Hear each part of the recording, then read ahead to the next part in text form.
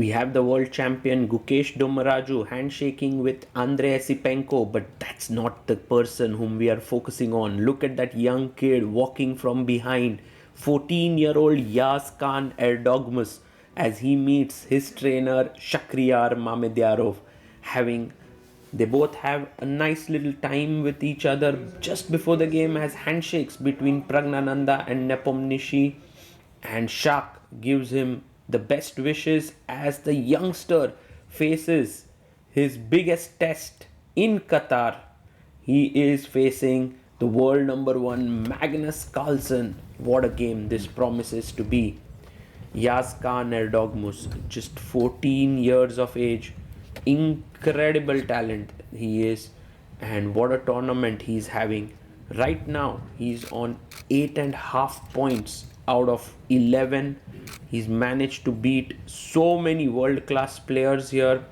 Arjun Erikaisi in the last round itself, Nihal Sarin, Jordan Van Forest, Lu Shanglai, Naidic, Theodoru. Oof, what an incredible performance by this youngster. And now he faces his biggest test, a handshake, and off we go. But before that, this, dear friends, is the Chessbase mobile app recap of the day. Download your app now. Pawn to e4, e5, knight to f3, knight c6, and Yaz, what is he planning to play? He goes for the Ruy Lopez with bishop to b5, a6, and bishop comes back to a4. The knight jumps into f6, attacking the pawn in the center. White castles. Black plays his bishop to e7 and rook to e1. He pushes his pawn, the bishop is attacked, he comes back and black castles here.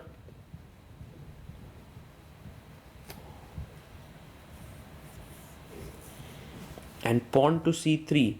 The idea is, of course, to go d4, and Yaz is happy if Magnus plays the d5 Marshall Gambit.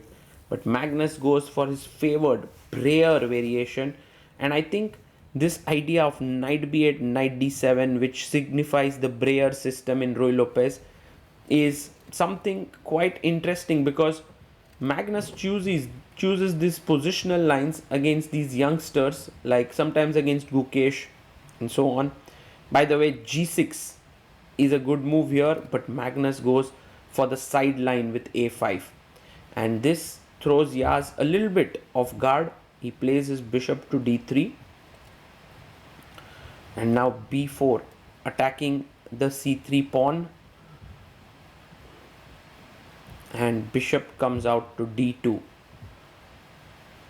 Now you will see that there's pressure on the b4 pawn, but Magnus doesn't save it, and the point is simple. If you take and take, I can take back on d4. You can't take because of c5. So that's the reason why he goes knight f5 and Magnus takes on c3. Yaz takes back, perhaps. Yes, pawn takes. By the way, a better idea for Magnus was pawn takes and c5, attacking here as d5 is met with c4, but he missed that opportunity and now plays bishop a6 to trade the bishops, rook takes, and queen to c2. Magnus calmly plays his queen to c7. White is maybe slightly better. A move like rook a d1 makes a lot of sense.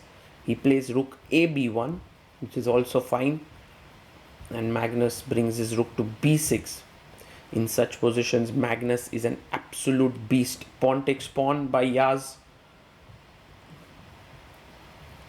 and Magnus captures back with the pawn. Bishop e3, bishop to g5, all very logical moves, all keeping up the equality, but c4, a slightly hurried move, maybe a little bit dubious in nature, because you're giving up the d4 square, but Yaz wants to push his pawn to c5 at some point. He wants to open up his bishop to attack here, and this is the thing about youngsters, they are very ambitious, and Magnus is like, okay Yaz, how do you attack this pawn even one more time? Knight goes back to g3 because e4 was hanging. And now Magnus goes knight to d7. He defends it. And bishop to e3. And now pawn to g6 played. Maybe with the idea of h5, h4 coming in. He places his knight to f1. The knight jumps back to e6. Maybe knight d4 is on his mind. Knight to d2. And plays his bishop to c5 to trade off the bishops. Very interesting how Magnus plays these positions. Takes. And he takes back with the knight. Keeping up the pressure. Knight comes to b3. And how will Magnus continue here? He's challenging the knight on c5. He plays his pawn to f6, defending this, but slightly opening up the 7th rank. Will that be a problem later? We'll see. Takes, and knight comes to d2, planning to trade more with knight b3, but Magnus has an excellent move, a4. He plays it. And now 5 minutes for Erdogmus, 7 minutes for Magnus. Rook comes to d8 and he plays knight e3. Maybe rook d1 at some point, not such a bad idea to trade. King g7. But Magnus has pressure on e4. He goes queen c1, and this is Yaz trying to create some tricks with knight g4 and queen h6. He's welcoming Magnus if he wants to take the pawn, and Magnus like, okay, I will, why not? Pawn to c5 all of a sudden. He pushes very quickly.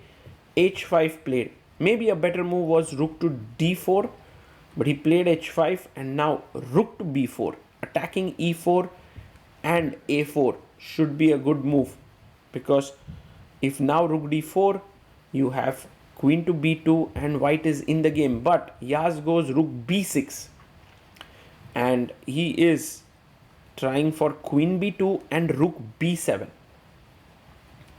The rook comes to d4, trying an excellent move, trying to defend the knight and also the pawn. Rook a6 played, and Magnus goes queen b7. Magnus playing this carefully because his king is weak. There are weaknesses in his camp.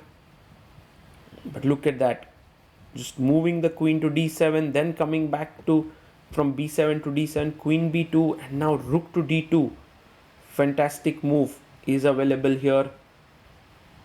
And you can see Yaz already not at all happy with his position. Well, you have to be a bit worried about rook d2, queen b4 attacking the knight, but there is queen d4, which is very strong.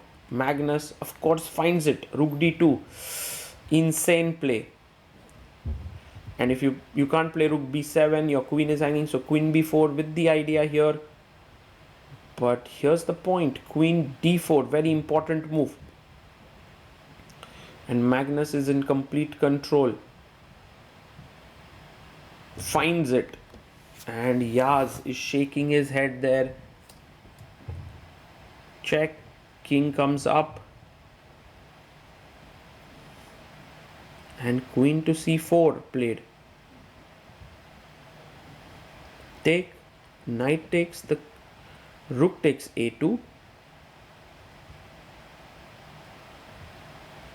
And knight jumps into d6. The idea is to give a check on f7. He takes. Pawn takes. And rook to d2. Magnus is right now 2 pawns up. He will win back the d pawn.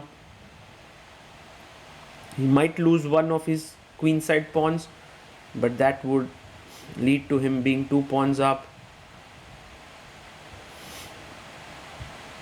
And Magnus just wanting to be very safe here. a2 should be a good move with the idea of a1.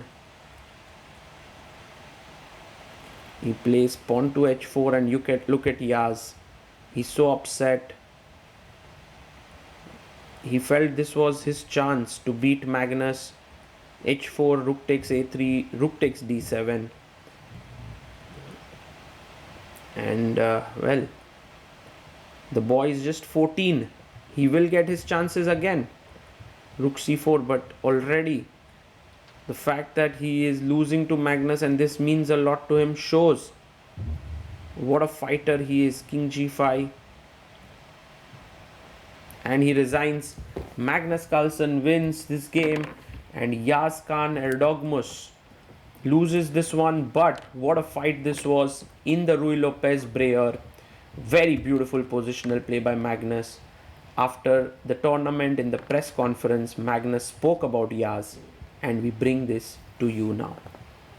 I will say one thing though, that I did feel a little bit bad for my opponent in the penultimate round. Like, he's an incredible player. He's the best 14-year-old that the world has ever seen, but he was visibly very, very nervous.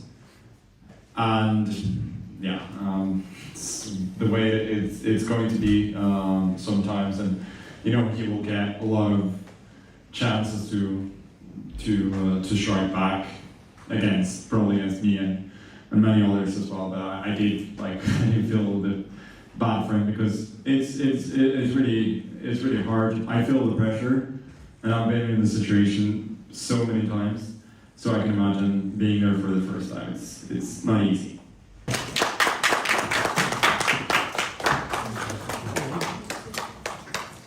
All these years, Chessbase was a software that needed to be installed on your computer. But now, Chessbase has come up with a mobile app. It's called the Chessbase mobile app, and it is available both on Android and iPhone. With the app, you can now prepare against an opponent. You can get access to more than 11 million games in your database. You can create a new game, analyze it. The premium users get access to the fastest cloud engines, and then you can save your analysis. What's more is that the app is completely free. If you want to stay connected to serious chess preparation on the go, then the Chessbase mobile app is for you.